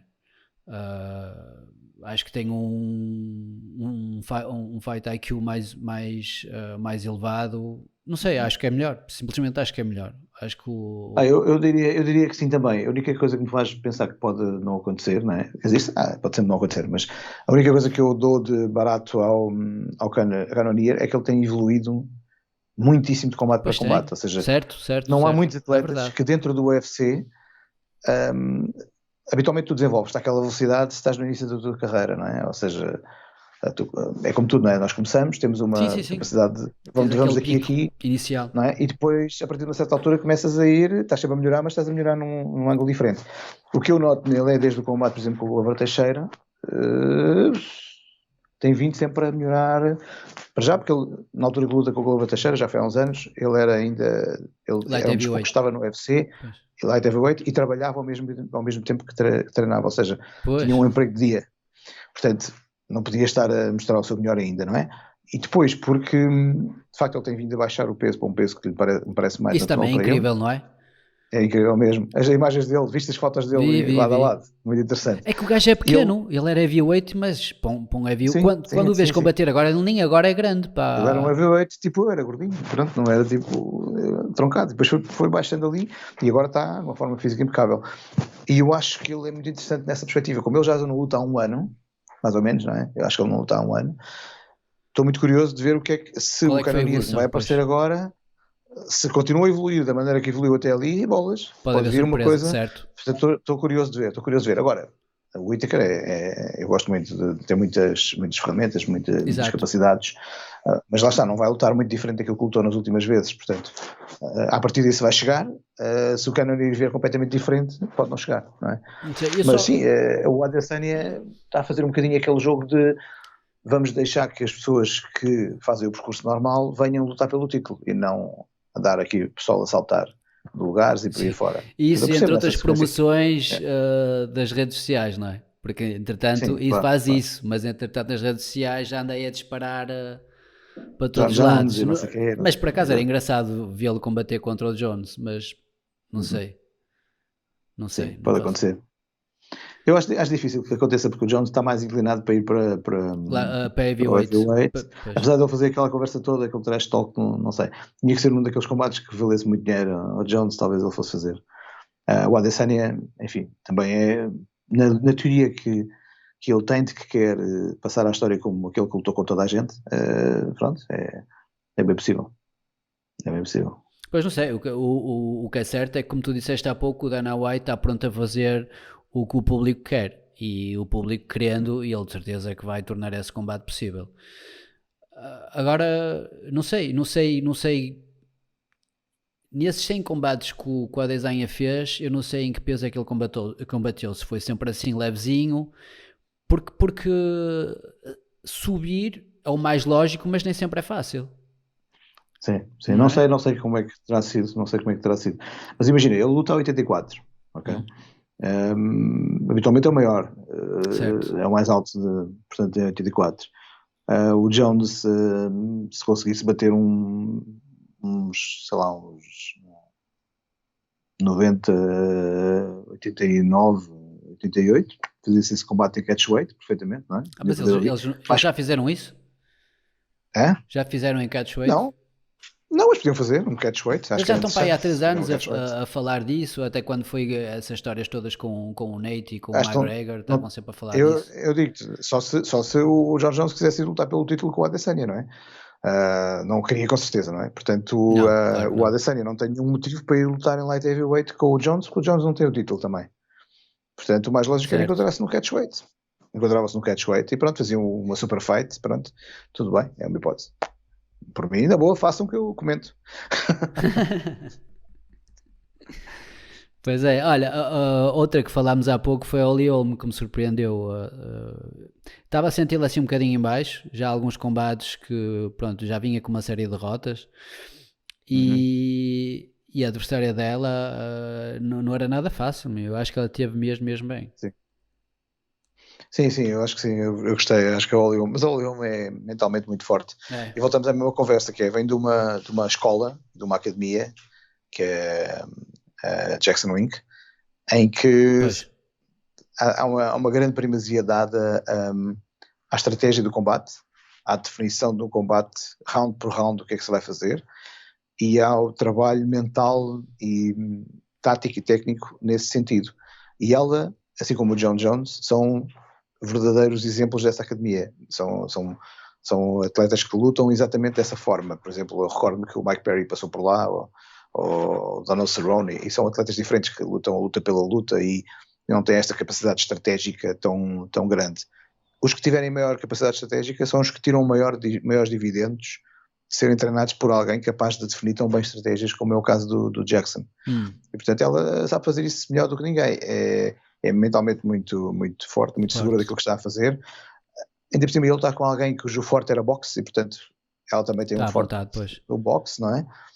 Assim, as coisas correram bem. Eu acho que ela é incrivelmente, para já é incrivelmente disciplinada taticamente, como estávamos a falar, e depois tem um cardio gigante. Pois Aquilo sim. não Ela tem também mexidas, aquele treina cardio até tem dizer mexidas. chega. É uma atleta incrível, eu acho mesmo. Gosto muito. Mas, no entanto, a Aldana, é Apesar verdade de que a às Aldana, vezes. sinceramente, eu achei que a Aldana tinha fortes hipóteses de ganhar contra ela, até por E causa dos tinha, e últimos tinha, eu acho resultados. que sim. Eu acho que sim, só que não teve hipótese, não conseguiu. Não conseguiu. Mas, As coisas não correm bem às vezes. agora, E depois é como nós sinceramente, falámos, que é a forma como casam, não é? exato, exato, Elas exato. tinham guardas diferentes, portanto logo aí também a Aldana podia estar mais, pode ser alguém que consegue ser mais eficaz quando luta com alguém com uma guarda igual à dela. Tudo isto tem depois influência, não é? No entanto, eu agora não estou a ver o que é que podem prever com a Leol, não sei, não estou a ver contra quem ela poderá combater agora a seguir para continuar a subir. Ela já lutou praticamente com toda a gente no top também. Uma das coisas que tem acontecido no UFC, não sei se tens reparado, é que com esta história até da pandemia, nesta fase, tem chegado montes de gente nova. Tem montes de gente nova. E montes Pois de gente tem, nova com muita qualidade. certo. E, portanto, o UFC tem estado a contratar muito e vem sempre muita gente com muita qualidade. Tu ficas a olhar e pensas, tipo, sei lá, recordo-me do rapaz que era o Royval que se estreou aqui há pouco tempo, também lutou, ou um heavyweight que lutou agora também há pouco tempo, que fez um Eu knockout. já sei que é esse heavyweight, estás a dizer. Uhum. O gajo O com o americano. cabelo encaracolado. Sim, o americano, que O tinha feito americano. um KO anteriormente Super bom. tinha colocado um joelho, um jab cross em um joelho. Enfim, são atletas que ninguém sabia e de repente aparecem e Sim. começam a. De repente tu olhas para o primeiro combate, o próprio. O que não é sueco Chechen, não é? O nosso amigo agora que quer fazer lutas com toda a gente 3 vezes por dia, se for preciso, o Shamaev. O Shamaev, sim. É alguém que de repente aparece e mostra aquela qualidade, e quer dizer, está bem que ainda está por avaliar em certas coisas, mas todos eles estão, não é? Mas chegam e mostram, estão a estrear-se muitos atletas novos, portanto, a Holly Holm se calhar ainda vai lutar com alguém que ainda nem chegou. Ainda Olha, vai chegar. em relação Agora sim, essa adversária. aos atletas novos, tens seguido o Capito, o Manel Capé, que treinava aqui em Gaia, que O que entretanto eu depois. sei, sim, o Manel, o que eu sei é que ele lesionou-se, né? Eu sei que toda a gente Certo. sabe, não é? Ele lesionou-se e agora ia lutar. Eu vi uma postagem dele na net, no Face talvez, ou coisa assim, em que ele falava em lutar ali a 6 semanas, ou coisa assim do género. E eu fiz as contas e isto era para aí final deste mês, ou início Pois, do mas eu não estou a próximo, ver ou nada. coisa assim Olha, parecida. fiz a mesma coisa que tu. Nós temos Pois, amigos em comum e tudo, e não ouvi falar de nada. Sim. Ele tinha um combate efetivamente marcado, que eu fiquei assim um bocado Uhum. naquela, que ele estava a tentar sacar o combate contra o Colby Covington. Não, ou Uhum. contra o que é que eu estou a dizer? Não. Contra aquele, como é que se chama? Aquele que tem tatuagem até o Cody pescoço. Garbrandt. Cody Garbrandt. Exatamente, Cody o Garbrandt. No Love. Sim. Uhum. Ahm, e pronto, não conseguiu. E eu achei perfeitamente normal eles proporem outra pessoa. Era o primeiro combate dele no UFC, não sei o Sim, quê. Depois claro, claro. lesionou-se.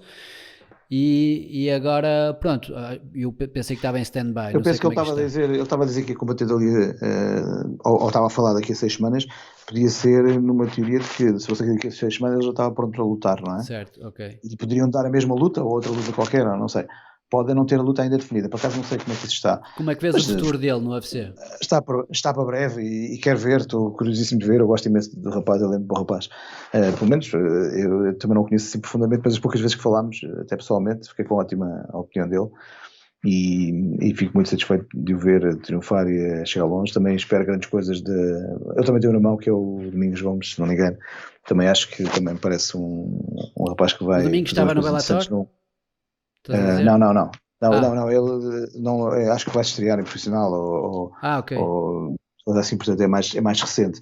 Mas ainda sobre o KP. O KP, eu lembro-me de ver o KP combater no ADC do José Sousa há 500 anos atrás, em Vila do Conde, e eu, como toda a gente que viu, achar, este miúdo tem jeito, isto vai ser interessante. Depois ele foi fazendo o seu percurso. Eu acho que ele pode fazer umas coisas interessantes nesta divisão, sinceramente. Também acho. Espero que ele tenha aquela capacidade e lhe deem o tempo para ganhar aquela maturidade do UFC, ou seja, não lutar na primeira, nem na segunda, nem na terceira luta com alguém no top 5 ou coisa assim do género, que é para ele também ter o tempo de se adaptar Claro, à dinâmica, mas também se ele acho. tiver tempo para o fazer, eu vejo a chegar a um top 5, a vir a lutar pelo título, porque não?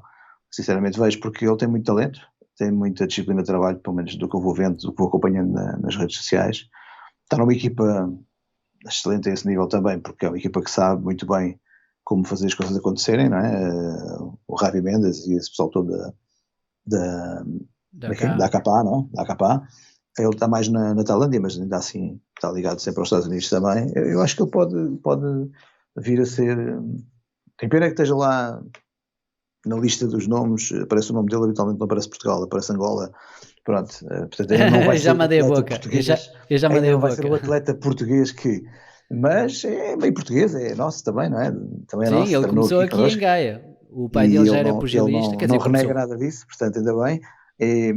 Sim, gostava muito de o ver e de poder comentar um combate dele no card principal, como é óbvio, e É, depois mais à frente, se calhar, uma luta de título e quem sabe dizer a new, a new, era demais, nunca era sabe, incrível. nunca sabe. Depois do Japão ele Ele, conseguia o, também no ele, o UFC. Jorgen Castro, também gostava de ver que isso acontecesse, pá, enfim, qualquer um, não é? Como é óbvio, de todos eles, eu quero é que triunfam todos. Ah, portanto, era muito bom que todos lá chegassem. E há mais potenciais, estás a ver aqui em Portugal, que possam ter esse tipo de evolução? É assim, eu conheço melhor os que eu treino, não é? Os que eu treino, tenho 3 atletas que eu treino diariamente que eu acho que podem chegar muito longe, ahm, mas que ainda nenhum deles está a lutar em profissional, portanto, são Ah, coisas que vão demorar tempo.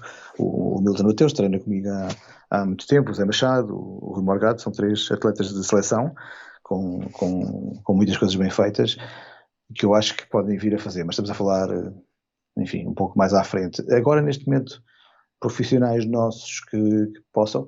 Sabes que o UFC também tem muito a ver com oportunidades, não é? Com oportunidades certo. e com contactos, não é? Portanto, eu vejo às vezes certos atletas, agora não tanto, que é como eu estava a dizer, tenho visto estrearem-se atletas espetaculares, mas já vi atletas estrearem-se nos Estados Unidos, no UFC, que eu percebo que estreiam-se porque estão na equipa Porque, ali ao lado em Las Vegas, claro, dos amigos, e é aquilo, epá, então não é mau atleta e vamos lá. Já vi isso acontecer e se também calhar já existem vi, atletas, olha, certo. por exemplo, aquele agora que se estreou, o que se estreou agora o Durce, acho que é Durce ou Dirce, que é que já foi campeão do KPSW, ganhou o título do KPSW, depois perdeu logo a seguir com o mesmo fulano com quem tinha lutado e ganho. Um, é um atleta que eu nem sei como é que ainda não tinha chegado ao UFC, ele é fabuloso. E o que lutou com ele e que é campeão atual do KPSW é a mesma coisa, não é? Portanto, isto existe aí muita gente com muita qualidade. Em Portugal também existe qualidade, como é óbvio, mas assim, a chegar só ao UFC neste momento, não sei. Olha, eu se tiver Pelo que menos eu não fazer. tenho contato, não tenho conhecimento de nada, né? Sei, o Jürgen Castro está lá, o KP agora também está lá, né? Ainda bem, mas que eu saiba não há assim ninguém mais. Temos tido algum trabalho bom no Bellator, todos desejosos de ver o Fialho a voltar a um momento bom, a conseguir fazer as coisas Ele que tem quer treinado fazer. com um grande amigo meu, que acho que também o conheces, que é o Rodrigues, que está no Algarve. Sim, sei quem é. Conheço também só de net, não conheço pessoalmente. Ah, ok. E ainda não, pelo menos. Espero vir a conhecer. Mas agora o Pedro Carvalho no Bellator é também a grande aposta, não é? Todos os outros ver o Pedro Certo, Carvalho para certo, lutar pelo certo. título Olha, e mas o, espero eu O Bellator está completamente parado, não está? Desculpa estar a te trazer o interromper. cinturão. Não, ele vai lutar dia 12 de novembro. Tem estado, o Bellator tem estado a funcionar. Ah, Tem tem? Não havido tenho o visto primeiro evento nada. em França. O primeiro evento em França não. Houve um primeiro evento em França, onde lutaram até atletas que treinam em Portugal, o Cabralia, o Ben Zakar, um outro rapaz que eu não me recordo o nome, peço desculpas, mas é de uma equipa do Boteco lá de cima de Braga, eu não me recordo do nome do rapaz que lutou, e a Leonora, 4 atletas portugueses, ou pelo menos a treinar em Portugal, ou os portugueses a treinar em Portugal, lutaram nesse primeiro evento em França, que foi o MMA GP, se não me engano, MMA Grand Prix, sei lá dizer isto é Grand francês para mim, Prix, não é é? isso, mas está certo. Pronto. E 2 dias depois, ou coisa assim parecida, fez-se o primeiro Bellator em França. O que é uma grande Por acaso até, vitória para a Europa. eu acompanhei porque há um rapaz que luta lá que é o Kieran Clark, ele é da SBG, já vai em 3 vitórias no Bellator e ele lutou com um dos meus atletas, o Milton Mateus, no último Mundial, no último não, mas no penúltimo Mundial da IMAF, ele ainda era amador na altura também. Foi uma decisão, foram à decisão, mas eu acompanho o rapaz que ele é bom rapaz, mas é um estilo muito Khabib, muita pressão, mas sem tanto strike. O Khabib para mim é mais interessante porque mete muito strike no chão. Claro. Pronto, enfim, mas isto para não fugir à conversa. E Bellator está a funcionar. Está Está a ativo, funcionar. não vi nada. Agora, o que nós queremos ver é dia 12 de novembro o Pedro Carvalho Pedro Carvalho. a ganhar ao Pitbull e trazer o título para metade para a Irlanda, metade para Portugal. É engraçado, E aí sim será muito interessante porque teremos um primeiro, campeão diria que português. é um primeiro campeão português de um evento do top 3, não é? É o NFC, é o Bellator Certo, não. e é o UFC, não é? Sim, Portanto, é uma coisa fantástica. claro que sim. Ele merece muito, a sua equipa na SBG e o John Kavanagh também merecem muito, e Treinador. há outra pessoa que merece muito, que é o Rafael Silva, o seu treinador de muitos anos, da RSC Guimarães, que também tem lá uma pérola agora, que é o Leandro, e pronto, espero que aconteça. Estou desejoso que aconteça. Tenho pena que É não se pode, engraçado. não, mas pelo menos para já ainda parece-me que houve uma petição nesse sentido. Eu também tenho feito os meus contactos, mas eu não arrisco nada nestas coisas, mas tenho pena que, se não der, tenho pena. Espero que dê, para vermos todos a Era ver. bom que desse. É engraçado, o primeiro episódio que eu gravei deste podcast foi com o Falco Neto. E ele conta que durante uma pesagem estava com o Pedro Carvalho e ele, agora não me lembro contra quem é que o Pedro ia lutar, e ele disse ao Falco: vou rebentá-lo todo, uma coisa assim. E o Falco pensou: este gajo é maluco, ele não está a ver bem contra quem é que vai combater, o gajo é uma máquina. E o Pedro foi lá e rebentou todo. Sim, mas é disso que os campeões são feitos. Os campeões são feitos precisamente de acreditarem muito neles mesmos. E o Capé também Tem, tem isso, tem alta confiança. eu costumo dizer muitas vezes aos meus atletas que ser um grande atleta de MMA, um potencial campeão, tem doses muito equilibradas de arrogância e humildade. Tem que haver ali tanto muito equilibrado. Na altura de treinar tem que ser muito humilde. Na altura de competir tem que se conseguir ser muito arrogante. E quando digo arrogante não é bem o termo, porque arrogância habitualmente tem a ver com algo que tu achas que és capaz de fazer, mas até nem és, não é? Não, arrogância não é tanta arrogância, mas é confiança. Mas eu costumo dizer arrogância porque é quase uma confiança arrogante. E é essa boa mistura entre as duas coisas que faz com que se triunfe, acho eu. Não, tens toda a razão. E é uma coisa que se diz muito, por exemplo, sobre o Jordan. É exatamente o que tu acabaste de dizer, essa mistura, esse equilíbrio que acabou por fazer do Jordan aquilo que foi. Uhum. Tens de ter essa convicção, essa confiança, e era isso que eu estava a dizer que o Capé também tem, e sente-se no jogo dele, sente-se na movimentação dele, está à vontade ali, Uhum. tá a jogar mesmo. Pode-se Sim, mesmo sim. utilizar a Eu, expressão eu posso jogar e dizer que não ele, lutar, eu posso dizer que ele já mostrava isso no primeiro combate em certo? tatame. Quer dizer, é dele, não é? É dele, é uma coisa dele. Esperemos que o faça ir muito longe isso. Mas Pois é. fiz aqui mexi aqui numa coisa que não devia, ficou tudo preto. Mas aquilo que eu te queria dizer em relação a Portugal, não sei como é que tu vês as coisas. São conversas que às vezes eu tenho com o meu irmão e eu tenho tendência a comparar sempre mais ou menos com aquilo que acontece na dança, que eu conheço ainda melhor. Uh, e o que eu gostava mesmo de ver em MMA, porque sinceramente, aqui sem filtros, não sei como é que é no Sul, sei que aqui no Norte, sempre que havia ambientes de MMA, o ambiente era pesado, era complicado. Não havia aquele ambiente desportivo, tranquilo, em que podem ir as famílias na boa, ver um desporto, ponto final. Uhum. Uhum. Isso sempre foi problemático de gerir.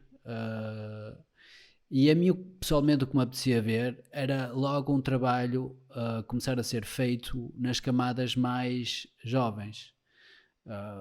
Efetivamente, o MMA tem sido o desporto de combate ou a arte marcial, prefiro dizer desporto de combate, que tem evoluído mais nestes últimos anos. Faz todo sentido. E indo nessa direção, tem toda a lógica propor também em sítios mais acessíveis essa modalidade e ser bem transmitida, ser bem promovida nas camadas mais novas, mais Uhum. novas e haver um incentivo, haver um torneio todos os meses em que vão os pais com os filhos, num ambiente Uhum. seguro, num ambiente desportivo, como vão ao torneio de basquete ou vão ao torneio e acho que se começar a construir gradualmente de baixo pode fazer toda a diferença. E é uma coisa que eu também acho que devia acontecer a nível de competições na dança. Temos mais ou menos o mesmo problema.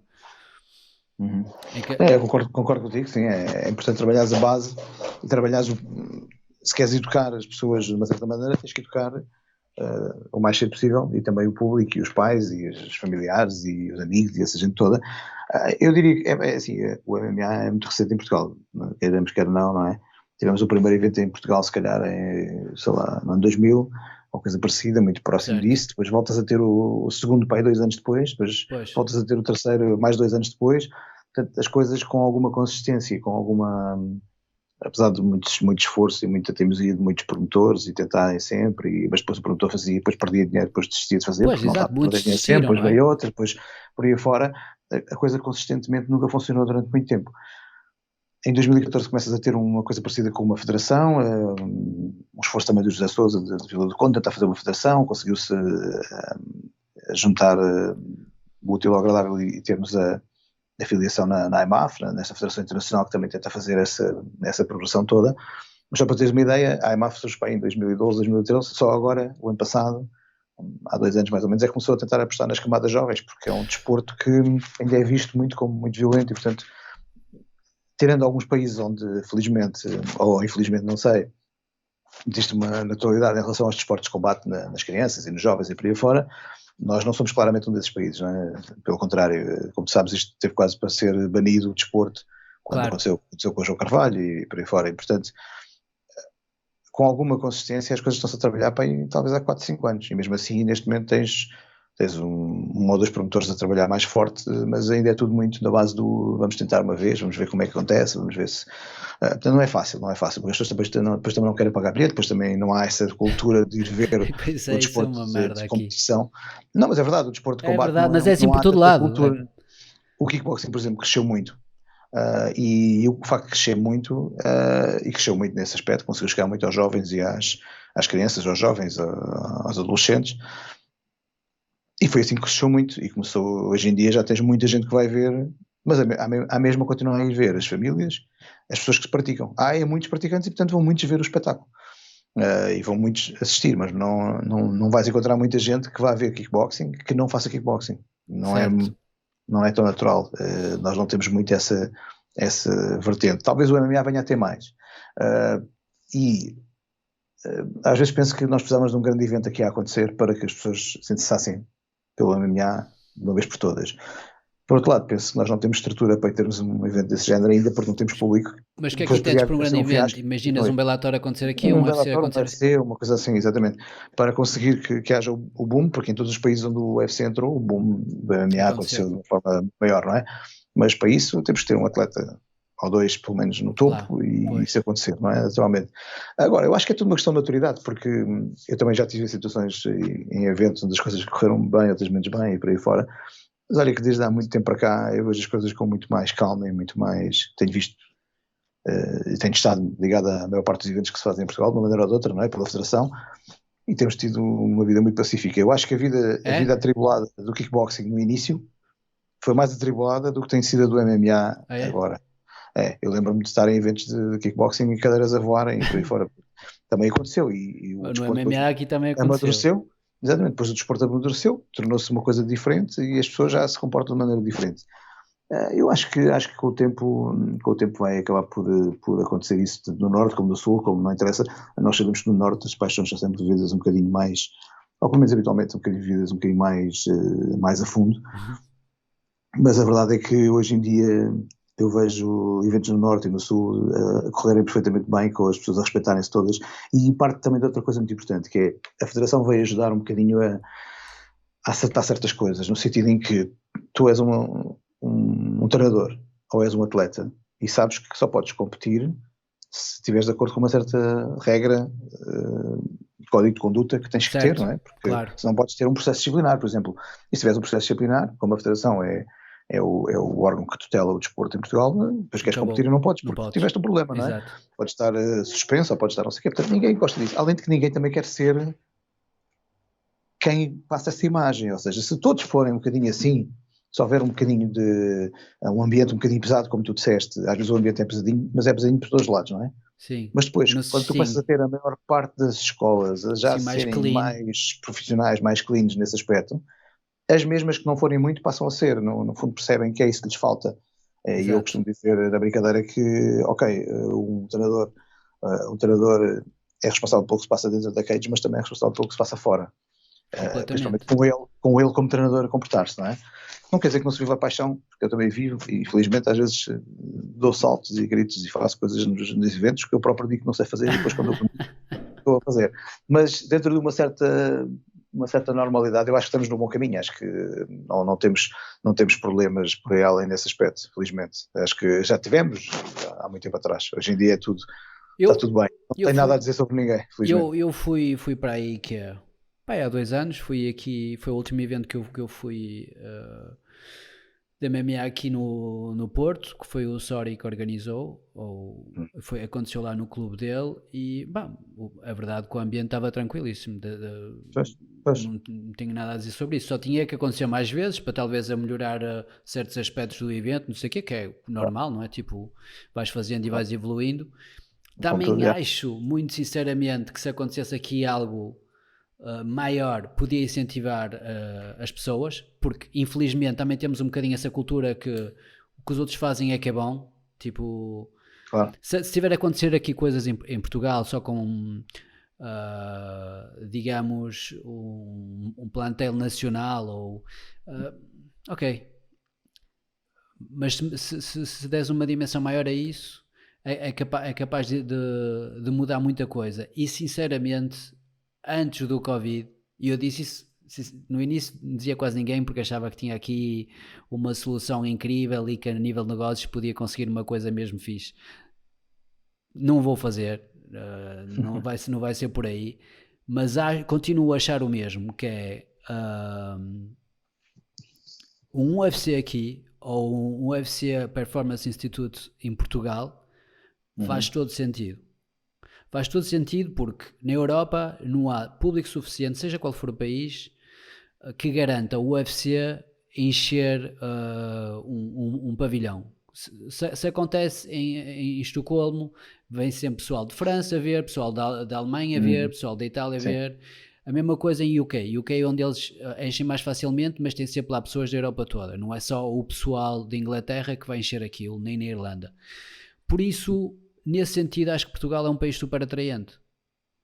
É mais barato que os outros. Só que tens que entender também a dimensão do desporto cá, não é? Quer dizer, eu lembro-me de ter uma conversa com uma pessoa ligada, na altura, às lutas olímpicas de Valência. E estamos a falar, esta conversa foi para há uns 5 anos, ou 6 anos, e na altura ele dizia-me, sim, nós aqui na zona de Valência temos mais ou menos 100 ginásios onde se treina MMA. Ou seja, só a zona de Valência, certo, estou a perceber, em Espanha, tem mais ginásios, tinha mais ginásios há 5 anos atrás do que nós temos no país inteiro, claro. MMA, neste momento, entendes?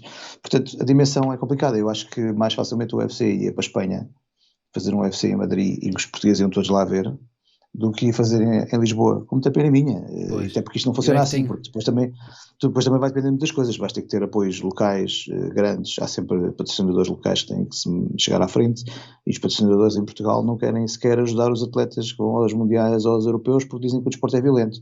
Eu não vou dizer quais nomes, não é? Mas eu tive uma companhia que eu conheço e que sei que apoia imenso desporto e que é gerida por um filantropo português muito conhecido precisamente por isso, por ser um ótimo patrão e um ótimo gestor do desporto, e ele era um atleta que até trabalhava na empresa, e ele precisava de apoio, e ele disse que apoiavam os outros esportes todos, mas o MMA não, porque era muito violento. Portanto, ainda há esse estigma, estás a ver? Principalmente em Portugal.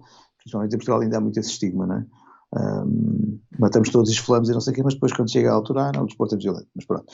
Mas isso é o que temos. Eu acho mais possível nós conseguimos chegar a uma situação dessas porque temos um caso de sucesso enorme, sei lá, quem diz Manuel Capé diz um outro atleta português que chega a um topo e que, portanto, depois para defender o título, se ganhar o título, depois para defender o título pode ir a Portugal. Ou uma coisa assim do género, do que simplesmente por acharem que isto estrategicamente é interessante. O que é estrategicamente interessante em Portugal? Portugal tem o desporto reconhecido, o MMA está reconhecido em Portugal, está legalizado, está oficialmente gerido por uma federação. E isso é interessante porque permite a um UFC ter a certeza que as coisas vão correr todas bem, não há nenhum impedimento, não há nenhum problema, não sei o quê. Mas agora a França também já está nessa situação. A Espanha não é bem assim, é semelhante, mas não é bem assim. A França já está nessa situação. Se a França está nesta situação, é muito mais atraente para o UFC do que Portugal. Portanto, vamos ter que esperar aí uns tempos, vamos ter que continuar a ver na Sport TV. Vamos ver, se bem que nem sempre tudo tem lógica, às vezes as coisas acontecem. Por exemplo, eu estava à espera sinceramente que acontecesse mais rápido na Suíça, até por causa do sucesso muito rápido que o Volcano teve inicialmente, e porque lá financeiramente podem fazer tudo e mais alguma coisa. Claro, exatamente. E geograficamente estão ali no meio, por isso ia para lá toda a gente. E não aconteceu. Por isso, não sei. E eu claro que tem aquela coisa nacional e pus tudo para aqui. Eu acho que a próxima aposta do UFC vai ser em França mesmo. Eles vão fazer em França de certeza. Sim, França é um mercado, pronto, é o que é, e vai ser muito, muito provável que aconteça lá. Mas eu já me dou por satisfeito se vier para cá um Bellator, ou um UFC, ou um UFC não, né? Não faz tanto sentido, mas um Bellator, percebes? Isso já era muito, muito interessante. Se conseguíssemos que viesse um Bellator a ser feito aqui, já era mais que suficiente. Agora repara, imagina que o Pedro Carvalho ganha o título. Pode ser interessante haver uma defesa de título em Portugal. Era demais. Seria muito interessante, pode acontecer. Eu vejo mais possível isso acontecer, o Bellator acabar por vir aterrar aqui, do que o UFC, pelo menos nos tempos mais próximos. Não é? Mas sei lá, eu quero lá saber, desde que venha alguém que que ponham isto a andar e ponham isto a mexer, isso é que nós queremos todos. É isso, olha, foi um prazer falar contigo. Agora, eu no sábado vou ficar ali à espera do que é o do Khabib. Vou estar ali, isto vai acontecer, não vai acontecer, vai acontecer, não vai acontecer. Que eu não tinha imaginado esse cenário. Não, e agora o Gaethje nocauteia o Khabib e eu vou ser gozado aí durante 2 anos. Não, esquece isso, é normal. Está a brincar. Está ótimo. Mas olha, eu continuo a achar, pode acontecer.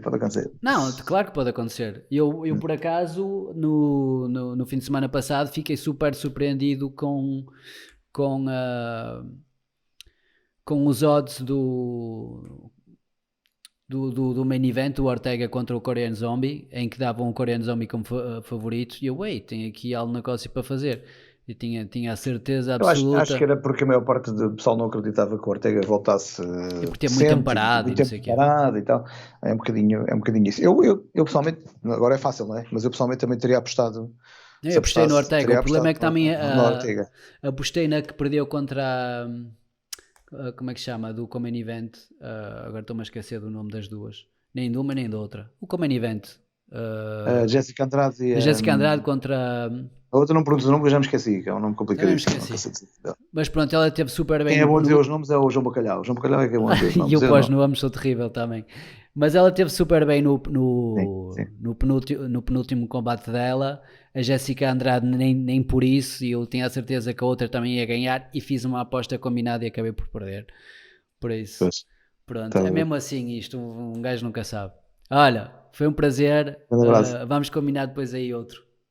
Está combinado, vá. Um grande abraço, Tchau, abraço a tchau, todos. abraço, tchau. Obrigado. Tchau.